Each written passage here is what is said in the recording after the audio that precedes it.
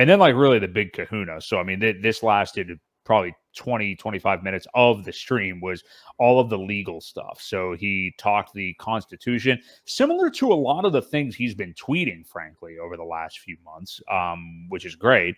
But he talked about it, talked about the Bill of Rights, talked Gary Gensler swearing an oath to the Constitution for the SEC that he will basically uphold what he needs to do for that entity. He's not acting in self-interest, or at least he's not supposed to. And saying that Gensler is violating his oath by censoring freedom of movement, freedom of contract. And Richard has said this many times about the blockchain networks being communication, speech, and word processing systems. And I thought this was really interesting because this is the thing that people I don't understand. He even has to correct himself when he talks about custodying coins, like holding your own coins and stuff like that. That it's really information that you have the access to. But he mentioned that freedom to transact is above all else. So, what did you kind of make of just like his values on these factors that we're talking about here? And then I'll kind of get in even more to like how the SEC basically is just ignoring all of them. Well, yeah, I think the biggest takeaway of all of that, where he thought people should come together and kind of file suit against Gary for acting the way he's acting, speaking on behalf of himself, because he if you've ever heard him talk about it, he's like, well, I don't want to speak for the SEC, but in my opinion, well, right there you go. That's him talking from his standpoint and not using the SEC as a somewhat of a shield, because they are protected when they speak on behalf of the companies, and he's not doing that. He's damaging the markets. He's literally speaking in terms that he is manipulating markets. Yes, yeah, and it's as clear as day, because they won't make a determination.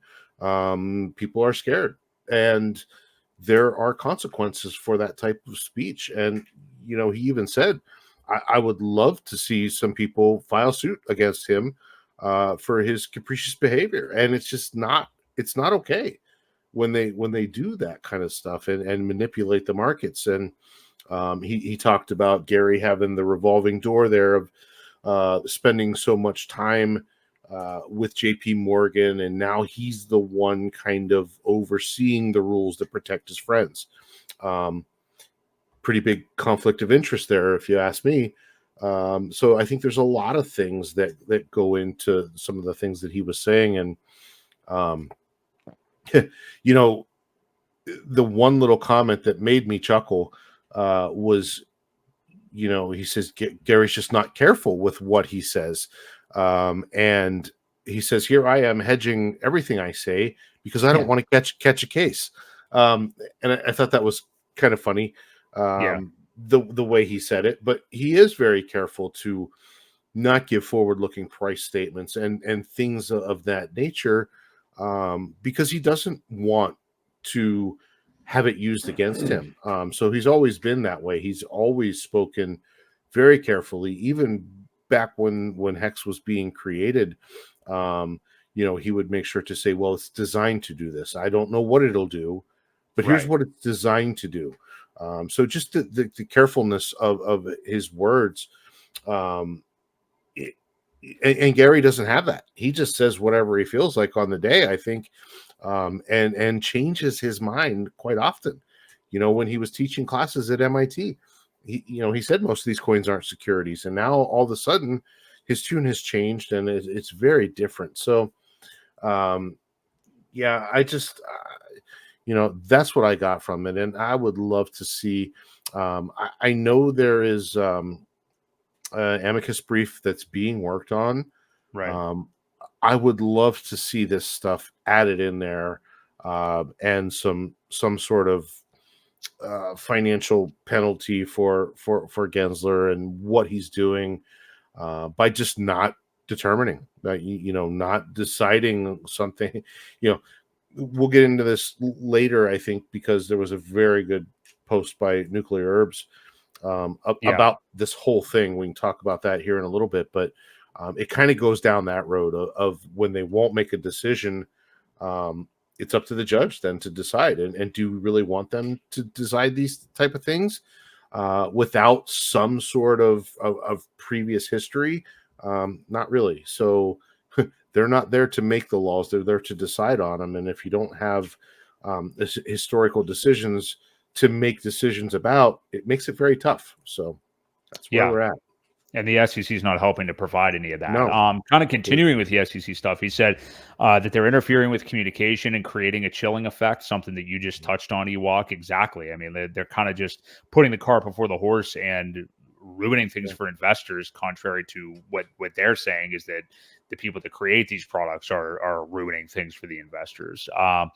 He talked about their massive failures left and right, the embarrassment that they've been over the last couple of years, fails against XRP.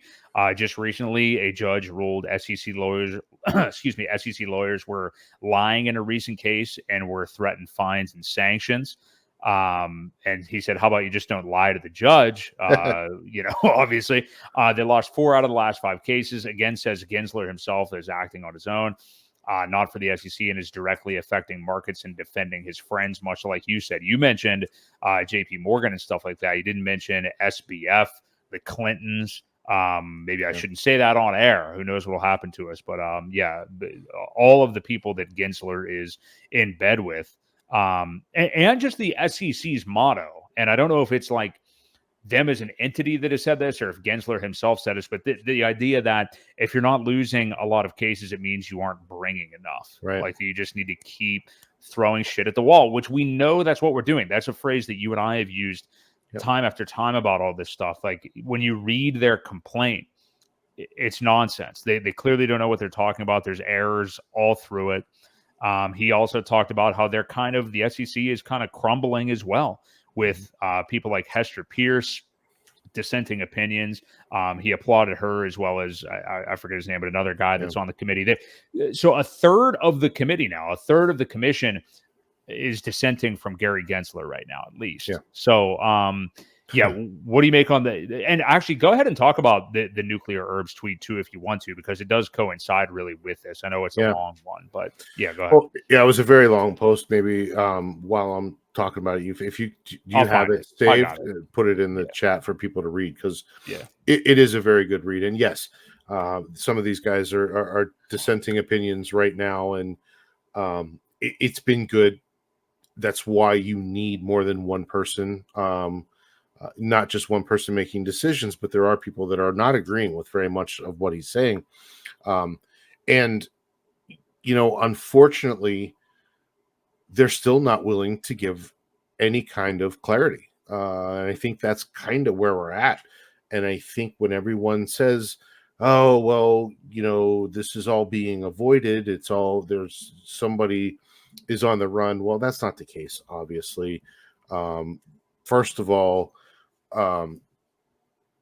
there was a point made by DGen Moonboy here too. What do you think the point was to say that he hasn't lived in the United States for 20 years?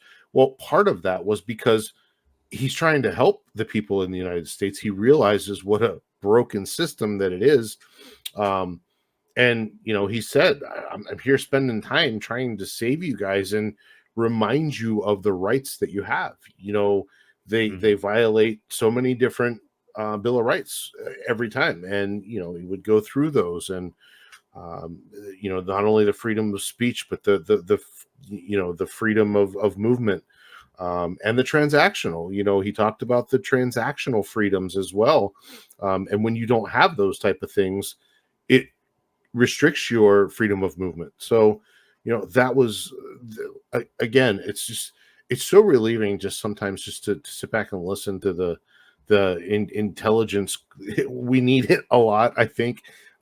Sometimes we rely on it, and it's just, anyway, the nuclear herbs thing was mostly talking about how without rulings and previous rulings, it makes the judges' job very hard. They're not there to set rules. They're there to rule on previous history and things that have been done in the past, where there has been cases that are either won or lost, and rulings that will determine the outcome of other things. So, when there is not clarity, when there's he went into the long story of the Second Amendment rights, where states Yeah. at one point were deciding, well, do you have a right to bear personal arms, or is it the right of a militia? You know what I mean? Uh, and there was a lot of discrepancy there between a lot of different states until there was one ruling that was made, and it cleared it up for a lot of people. And then they did come back and said, yes, you do have the right to protect yourself, and it was a personal right to bear arms, and not the job of a militia. So yes, there's a lot of precedent that needs to be set. And again, in crypto, we don't have it. We don't have anybody willing to make it. And a lot of times, what we're determining outcomes on is the Howey test, and that was made over 200 years ago. Yeah. So we're using antiquated rulings for new technology that really doesn't fit. Um, I do know when Hex and a lot of this stuff was made, the Howey test was a big part of it. We got to kind of stay, because that's what they're using, right? Even though it is old and outdated, that's what was used to kind of build it, to stay within those lines, to say, well, we can't do this, and we can't expect profit from the work of others, and you do the work yourself, and you should have no expectation of anything. And so, when you stay close to what you have, you kind of have to work with what you have, but it's not good enough. And we need new things. And I think that's why there's been so much delay, in hoping that something will come out, some kind of precedent that we can use moving forward, that makes it a lot clearer, and everyone's job a little bit easier in defending some of these cases. So, Yeah, I think you hit the nail on the head, and it was a great write-up by Nuclear Herbs. If you're overwhelmed by it, he did just put a TLDR at the bottom of it if you want to check that out, yeah, which is kind of what I did read too. yeah. But yeah, I love that Richard kind of approached everything with the SEC from all angles. He's certainly Mhm. not afraid of anything that he has to say, especially calling out Gary Gensler specifically.